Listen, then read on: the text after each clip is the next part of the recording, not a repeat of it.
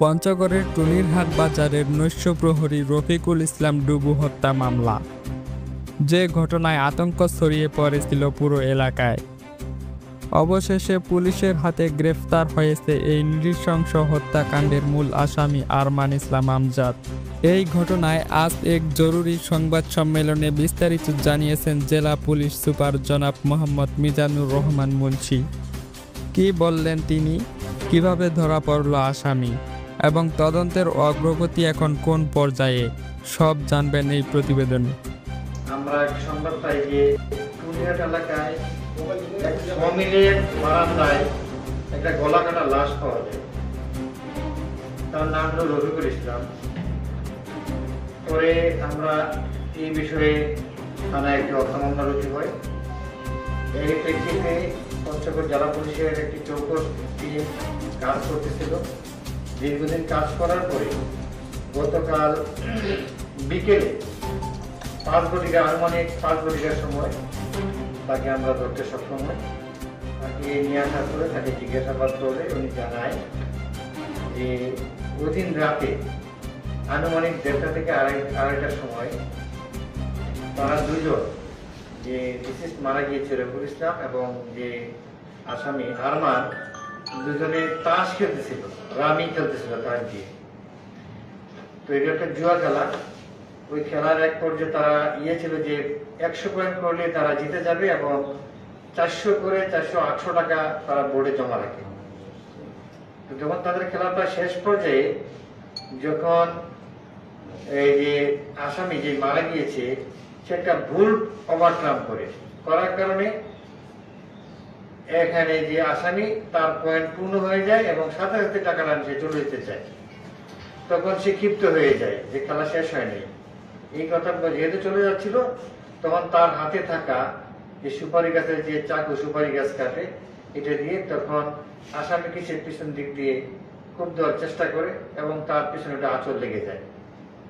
তখন আসামি আরমান তাকে ক্ষিপ্ত হয়ে তার প্রথমে গলায় পোঁছ দেয়, পরে শোয়াইয়ে তার জবাই করে তাকে হত্যা করে। পরে এ ব্যাপারে তাকে আমরা বিজ্ঞ আদালতে সুপর্দ করেছি এবং সে আদালতে তার স্বীকারোক্তিমূলক জবানবন্দি দিয়েছে। ধন্যবাদ। চাকুটা যে আসামি বাদী যে রফিকুল ইসলাম, সে তো বারান্দায় ঘুমাইতো। তো সে ডিসিজ বারান্দায় ঘুমাইতো, যে ঘুমানোর সময় তার কাছে একটা চাকু, যে সুপারি গাছ কাটার একটা চাকু থাকতো আর কি, ছিল।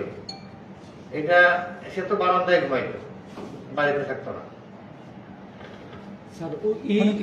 আসামির পরিচয় কি, সে কি করতো?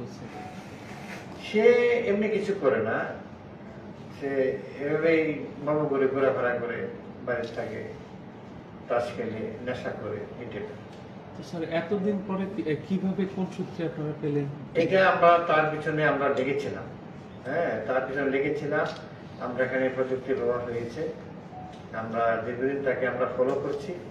ফলো করার আমরা যখন কনফার্ম হই যে সেটা করেছে, তখনই আমরা তাকে আমরা করি। তাকে তার পিছনে আমরা সেরু ইনভেস্টিগেশন চলতে থাকে এবং আমরা কনফার্ম হওয়ার পরে তাকে আমরা গতকাল অ্যারেস্ট করেছি। হ্যাঁ, তার বাড়ি আমরা হারিবাসা থেকে তার পাশাপাশি এলাকায় বাড়ি চিনি।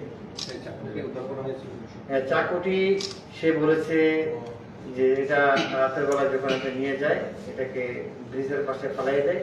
আমরা গতকালই উদ্ধারের চেষ্টা করি, পানি বেশি স্রোত, আমরা আবারও টিম পাঠিয়ে আমরা এটাকে উদ্ধার করে নিয়ে আসি। তাকে এই থেকে হারিবাসা এই জনের তাকে আটক করা হয়েছে, সাহেব বাজার এলাকা থেকে।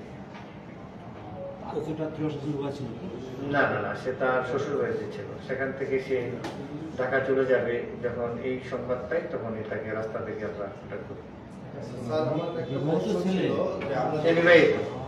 আমার একটা প্রশ্ন ছিল। প্রশ্নটা হচ্ছে, আমরা দেখেছি আপনাদের অভিযানে বিগত কয়েক মাস ধরে মাদকের যে হারটা, সে অনেকটাই গ্রেফতার হচ্ছে মাত্র এটার সাথে আরেকটা আমি একই বলি স্যার, আসলে কি আপনারা কি মনে করছেন এটা কি মানে মাদকের সাথে সম্পৃক্ত আছে কিনা? না না, এটা জুয়া খেলা নিয়ে, এটা মাদকের সাথে সম্পৃক্ত না। শুধু এটা না, অন্যান্য যে কয়েকটা হত্যাকাণ্ড আপনারা জানেন যে আমাদের 4টা হত্যা হয়েছে গত এই আগস্ট মাসে এবং জুলাই মাসে, এর মধ্যে 3টে আমরা ডিটেক্ট করেছি।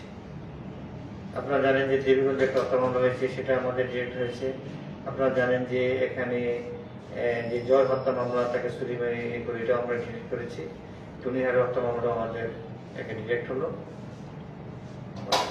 স্যার আমরা যেটা লক্ষ্য করছি যে এই যে হত্যাগুলো হচ্ছে স্যার, এটা একেবারে নিম্নবিত্ত শ্রেণীটা এবং যারা কোনো না কোনো অপরাধের সঙ্গে যুক্ত তারাই এই হত্যাকাণ্ডগুলো করছে। যেমন এটা জুয়া, আর একটা ইয়েতে দেখছি যে দেবীগঞ্জ যেটা, সেটা তো প্রেমের ঘটনা, এরকম না।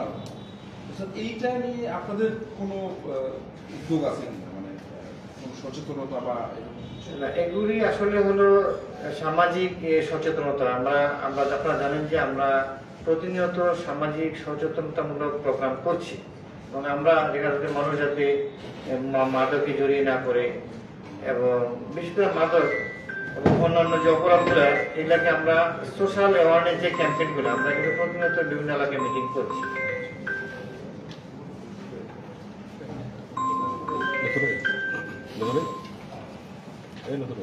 স্যার এখানে কি দুজনেই ছিলেন নাকি আরো ব্যক্তি? না, এরা দুজনে ছিলেন।